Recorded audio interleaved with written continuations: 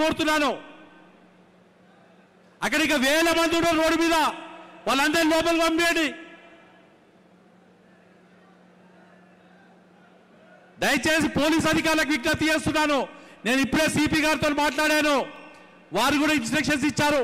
అక్కడ ఎవరైతే circle inspector ఉన్నారో మెయిన్ గేట్ దగ్గర, ఆ మెయిన్ గేట్ దగ్గర ఉంటే సర్కిల్ ఇన్స్పెక్టర్ గారు దయచేసి మీరు వాళ్ళని వదలండి లోపలికి. దయచేసి అక్కడ ఎవరిని ఆపకండి, అందరిని లోపలికి పంపండి. భారత్ మాతాకి జై. ఇప్పుడే ఆ సభ ముగించుకొని డైరెక్ట్ ఇక్కడికే వస్తున్నారు కాబట్టి ఒక 5 నిమిషాల్లో 10 నిమిషాలు ఈ సభ స్టార్ట్ అవుతుంది. ఒక్కసారి కల్చర్ వాళ్ళు ఒక పాట కార్యక్రమం తీసుకోండి.